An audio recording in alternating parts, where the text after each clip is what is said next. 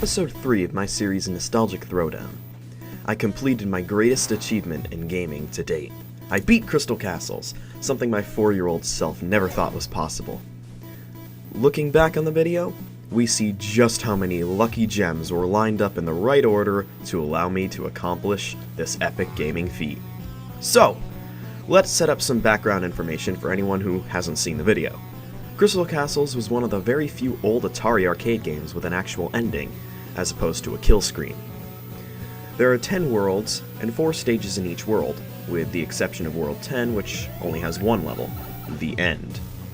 As you get closer to this elusive level, the game gets relentlessly difficult. So, a warp zone exists that allows you to return to roughly where you left off.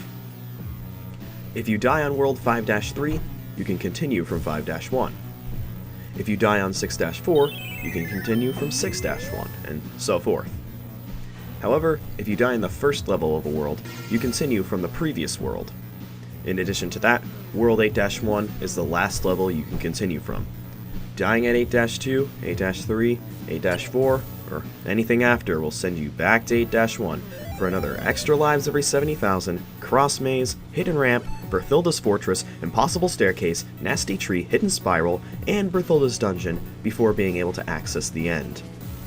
By the time you reach the end, this 8-level gauntlet has tired you out and you're probably on your last life, or one of your last lives. Then, the end throws a bunch of tilted Windows logos at you and expects you to know what to do. No! Turns out, there's a method to this madness. You basically have to go in this direction. Problem is, A, I didn't know that, B, that doesn't change the fact that there's an extremely fast tree and 3 crazy crystal balls that will stop at nothing to crush your dreams. And C, you can't just go in that direction, you have to collect the gems in the middle on some of the panels too. And avoid the bees while you're at it. So, with all that information out, just how lucky was I when I beat Crystal Castles for the first time? Well, let's play the video back and see. I don't know how to get up to the top on the end. So, I enter the end on my very last life. If I get hit at all, it's back to World 8. Right away, the tree runs to the bottom of the screen, clearing most of the danger from the honeypot zone. And any Crystal Castles player knows that priority number 1 is the honeypot. Delay it at all, and the bees will never stop spawning until it's over. Oh, did I mention that I'm using a wireless mouse, aka input lag, and really messed up controls that make it insanely hard to get this slide in gems here?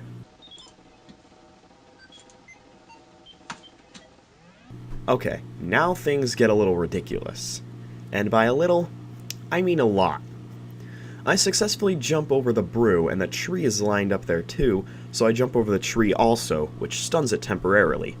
And if that wasn't enough, I managed to kill a gem eater. Let me explain how insane that is. To kill a gem eater, you have to run into it while it's in the process of eating gems.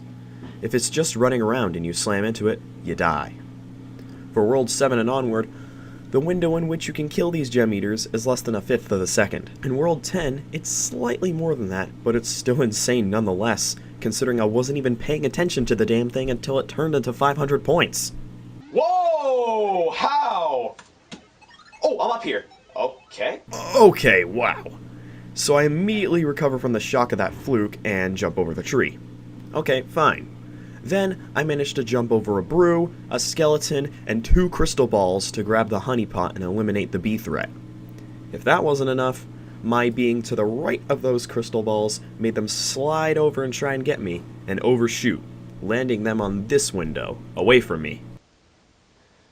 Before I forget, that line of gems that I couldn't reach because of my damn mouse, the crystal ball was kind enough to collect them for me. How sweet. You can hear me hyperventilating. I was so nervous, and rightfully so. I had never gotten nearly this far in the level.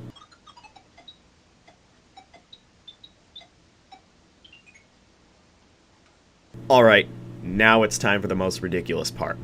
So, the tree is by far the most ruthless enemy in the game.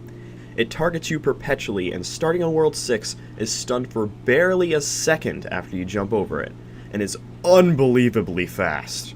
and it doesn't lose any speed after becoming unstunned.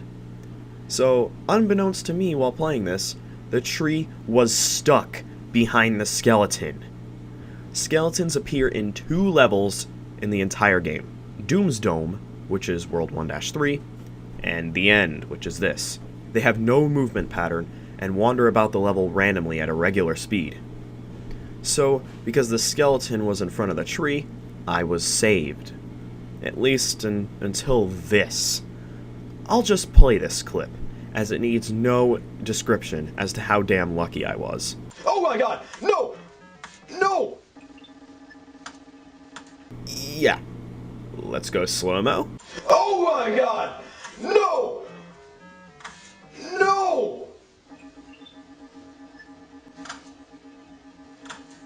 Alright.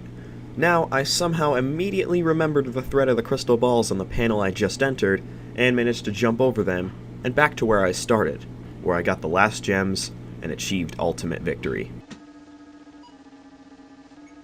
Oh my god! The game gave up. I must be amazingly good. I love old school end screens. So, let's play the whole completion clip back again in real time. I need to get rid of that honey pot, but I don't know how.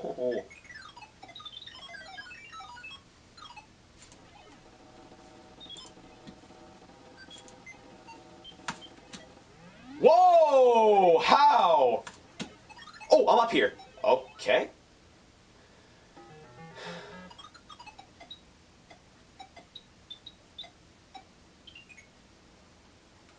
Oh my god! No! No!